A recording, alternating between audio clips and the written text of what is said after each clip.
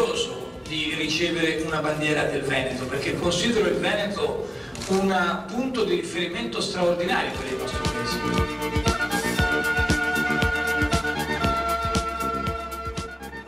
Va bene, Matteo, stai serenissimo, togliamo il punto interrogativo. Abbiamo giocato sul famoso, vi ricordate quanto diceva Renzi a Letta sul Twitter, diceva Enrico stai sereno, no? Abbiamo fatto Matteo stai serenissimo perché oggi il governatore Luca Zaia alla Vinitaly ha dato al Presidente del Consiglio una bandiera della Regione del Veneto e Renzi l'ha accettata con grande entusiasmo. A molti è sembrato anche troppo l'entusiasmo, sembrava che qualcuno ha detto che cavalcasse un po' anche lui il venetismo, ma insomma in sostanza Renzi ha detto questa è una regione su cui noi non possiamo non puntare, che ha diritto ad avere maggiori attenzioni perché è una regione che traina il paese e quindi non possiamo, per esempio sulla sanità ha detto, non possiamo trattarla come si può trattare la sanità in altre regioni, insomma un'intesa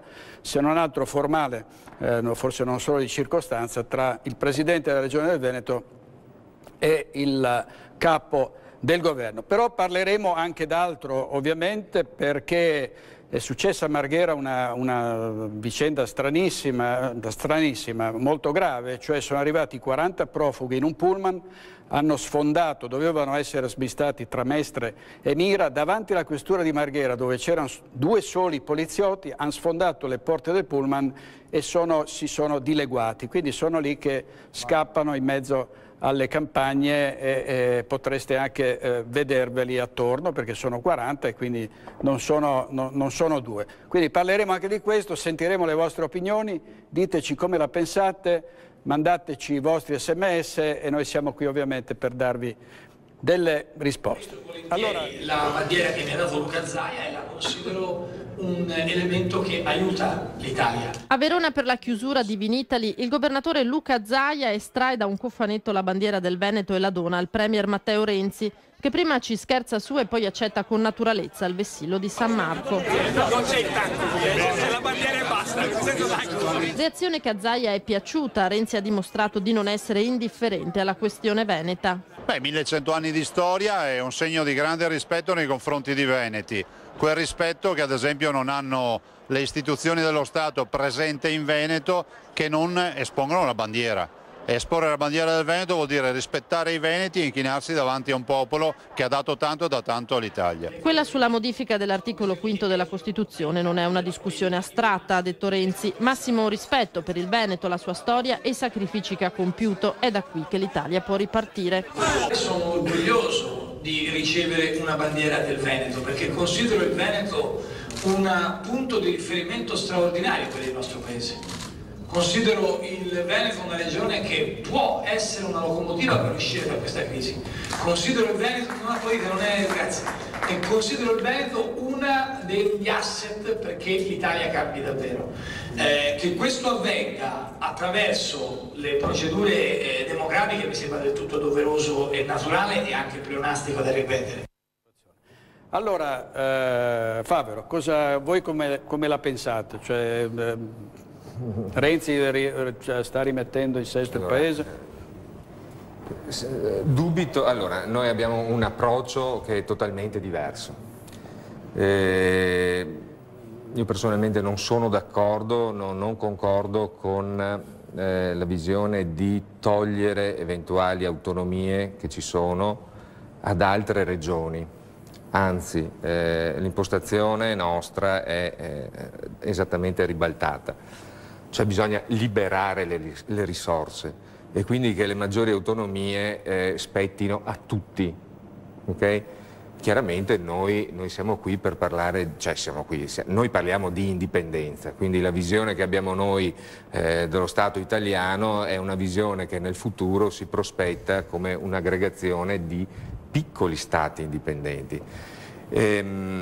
E credo questa sia la strada che vedremo in un prossimo futuro. Perché se è vero che vi sono regioni come il Veneto, come la Lombardia, come l'Emilia-Romagna, come il Piemonte, che vengono vessate, alle quali vengono sottratte risorse ingentissime, tanto addirittura da compromettere il tessuto nostro produttivo, perché questo è il dramma, è pur vero che queste risorse, seppur drenate da uno Stato vorace, in effetti non vengono impiegate bene, perché dobbiamo ricordare che abbiamo circa un quarto del paese che è sfruttato, è dipendente magari da un'altra associazione, magari simile allo Stato, che possono essere le associazioni mafiose. Quindi veramente secondo me è giunto il momento per cui si avvererà a breve quello che diceva Marco Bassani, che è un docente della Statale di Milano, che veramente il Veneto è tana libera tutti. L'indipendenza del Veneto sarà veramente la tana che libererà finalmente le energie, le risorse, le potenzialità dei vari popoli che stanno abitando la penisola. Quindi la visione è completamente ribaltata. Io non so Renzi cosa abbia intenzione di fare, ma siamo veramente arrivati ai palliativi, ai pannicelli caldi per curare ormai una metastasi. Allora, a Vinitali di Verona Renzi si è dimostrato gentile con il Veneto per dissuadere i veneti a non chiedere la secessione da Roma. Senta Favero, l'altra sera Massimo Colombano ha annunciato qui a Focus che vi avrebbe dato la sua rocca, cioè Castelbrando, come sede dell'Assemblea Costituente. Oggi il Gazzettino è uscito in prima pagina con un grande titolone e la foto. E effettivamente così ha confermato questa disponibilità? Sì, quel che mi risulta sì, Colombano ha confermato, ma vede c'è tutta un'attenzione da parte del mondo imprenditoriale e industriale su quello che sta succedendo qua in Veneto. Io voglio ricordare ad esempio, non so, il Sole 24 Ore la settimana scorsa per esempio dava un po', come si può dire, il curriculum di 5 personaggi, di 5 accademici che ad esempio stanno dietro il pensiero indipendentista moderno. Voglio ricordare appunto, non so, Marco Bassani, piuttosto che il professor Paolo Luca Bernardini, piuttosto che Carlo Lottieri, tra l'altro editorialista al giornale, piuttosto che Lodovico Pizzati, che è adesso docente di statistica economica alla California State University. Questo è il futuro, questo è l'indipendentismo moderno e si inserisce in una corrente di pensiero che comunque sta attraversando l'Europa intera. Un'Europa che ancora vive nell'illusione o nell'utopia che dei grandi stati numericamente poderosi abbiano ancora un senso, quando in realtà le dimensioni degli stati, vediamo che gli stati più efficienti sono quelli più piccoli, perché riescono ad avere un controllo maggiore sulla spesa per una serie di motivi, insomma.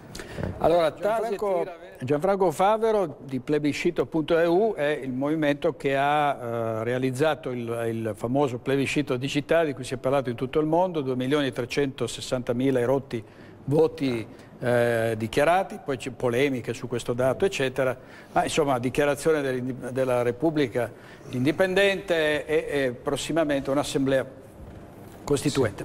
Sì. Le chiedo, visto che parliamo anche di migrazione, in uno Stato veneto, indipendente, come verrebbe gestito così, adesso facciamo delle ipotesi, un fenomeno come quello dell'immigrazione? Perché la gente poi chiede: ma cosa avrete il vostro esercito, la polizia, la vostra zecca, chiudete le frontiere? Sai, ci sono tutte queste domande che ovviamente bisogna in qualche modo soddisfare.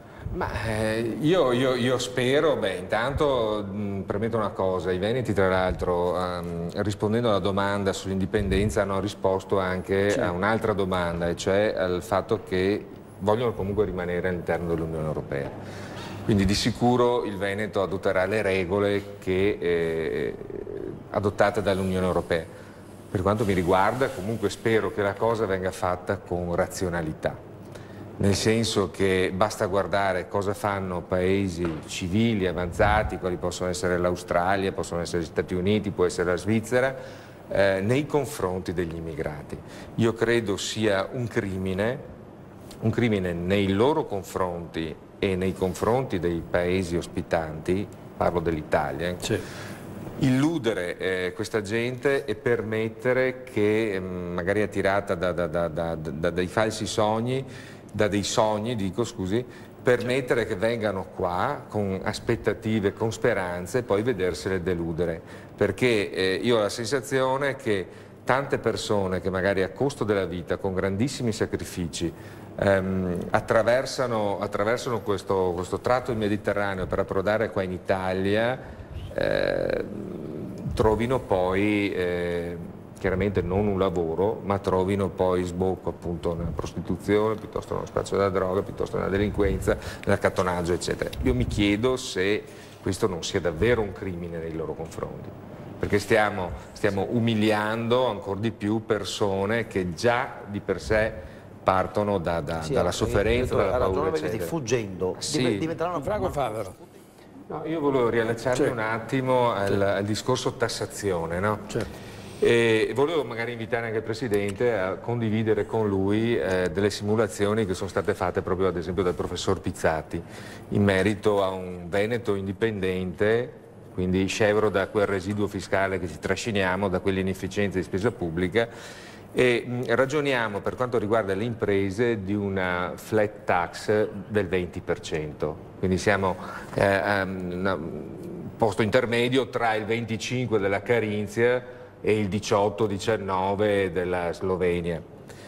Le tasse sono davvero quello che stanno stringendo alla gola, quello che stringono alla gola le imprese adesso. Non è la crisi europea, mondiale, eccetera. È il fisco italiano che ormai per le imprese italiane, per le imprese venete, ha raggiunto ormai il 70% di pressione fiscale. È impossibile continuare in questo modo. Ora arriviamo anche a 112, 113%. Certo, arriviamo veramente ai paradossi. Ed è per questo che proprio tenendo presente qual è l'emergenza che c'è adesso, che è quella fiscale, è per questo che io colgo l'occasione qua per invitare i veneti alla manifestazione che faremo venerdì a Vicenza in Piazza dei Signori alle ore 20, con la quale lanceremo la campagna di massa di obiezione fiscale nei confronti dell'Italia. Quindi alle 20 a Vicenza, alle 20 a Vicenza, Piazza dei Signori. Sì, Piazza dei Signori, sì. Piazza dei Signori. Cosa prevede come affluenza? Cosa prevedete? Non lo so, adesso non lo so. Io spero intanto che non piova, perché sembra che le previsioni siano un po' incerte. Ma è da lì che dobbiamo cominciare, perché a questo Stato ormai abbiamo capito che interessa una sola cosa del Veneto: le risorse economiche che produce, il resto è fuffa. E allora a questo punto bisogna staccare i rubinetti, è un dovere nostro. Verdi, quando fu fatta l'Italiota, disse: adesso vedrete quanti casotti riusciranno a fare i politici italiani, eccetera. Andate a vedere in internet tutto ciò che disse all'epoca, fu un grande anche in questo. Volpe Basini voleva dire... No, su questa cosa qua, a parte che ho sentito dire che Salvini deve andare a liberare i 24 sì, ha detto arrestati, li liberiamo noi, se non li scarcerano subito. Sì, mi piacerebbe vedere confermata questa cosa molto ogni tanto, perché mi ricordo che quando salirono sul campanile furono abbandonati dalla Lega Nord in maniera vergognosa, e questa è una cosa che bisognerebbe ricordarla, perché le proclamazioni e gli annunci dei leghisti sono straordinari, e anche la consegna di questa bandiera veneta da parte di Zaia a Renzi è una vergogna. Io non sono veneto, sono veneto di adozione, ne sono friulano, vivo a Roma per lavoro, ma posso dire che è una vergogna, perché l'idea di questo signore, che francamente non sta portando avanti nulla di quello che aveva detto per quanto concerne l'indipendenza, l'autonomia, lo statuto speciale, cioè un distacco forte dal sistema italiano che depreda le imprese. Io faccio un piccolo imprenditore e so quanta fatica faccio ogni giorno per riuscire a tenere in piedi e a pagare gli stipendi a qualche decina di dipendenti che ho qui ancora, non so per quanto tempo, spero tanto ma credo di no, purtroppo. Però quella bandiera, che ha un significato enorme, consegnata in quel modo è una vergogna. La seconda cosa, la Crimea, passata definitivamente nella Federazione Russa, doveva esserci il degheio, tutto a posto. Tutto a posto. Un referendum fatto in 15 giorni, il 94% degli aventi diritto sono andati a votare, il 97% dei votanti l'ha votato, perfettamente in regola, c'erano un sacco di osservatori, La popolazione in festa, felice, l'autodeterminazione, parola magica. Lì è valsa, qua non vale più e ieri il governo spagnolo ha decretato incostituzionale il referendum in Catalogna perché hanno paura che avvenga e avverrà quello che deve avvenire, cioè l'Europa diventerà l'Europa delle regioni o dei piccoli stati, perché solo se diventa l'aggregazione di tante piccole patrie può rimanere un'Europa vera e politicamente forte. Altrimenti è un ammasso di denaro gestito da pochi che finirà per generare solamente dissidi e dissensi, financo scontri fisici. Gli arresti di queste persone, io ne conosco tante e uno di questi l'ho anche aiutato a uscire di galera e a tornare a lavorare nella sua azienda agricola con sua madre, che ancora oggi mi ringrazia, devo dire la verità, forse l'unica cosa buona che ho fatto nella mia vita è stata quella. Queste 24 persone in galera sono la vergogna di questo paese, sono la vergogna della magistratura e non gettano, confermano che la magistratura italiana è assolutamente lontana dallo Stato di diritto, dal rispetto delle leggi e dal rispetto delle persone. Io, ripeto, non sono mai stato un indipendentista, sono italiano, arrivo da una famiglia di tradizione italiana, mi piace l'Italia, non sono assolutamente contrario alla Sicilia o al Trentino, pur tuttavia riconosco che oggi il messaggio indipendentista veneto deve essere portato avanti da tutti, perché è un messaggio di libertà e di speranza, vero. No, direttore. Franco Rocchetta, uomo riconosciuto da Arrestare tutti come Rocchetta assolutamente per violenza, ma stiamo pacifico, è in scherzando? una cella del Santa Bona a Treviso, sono in 6, lui al terzo piano e c'è una turca, è già il 9° giorno che queste persone sono in carcere senza che si sappia che cosa abbiano così di grave e di violento abbiano così preparato o realizzato. Scusate, volevo...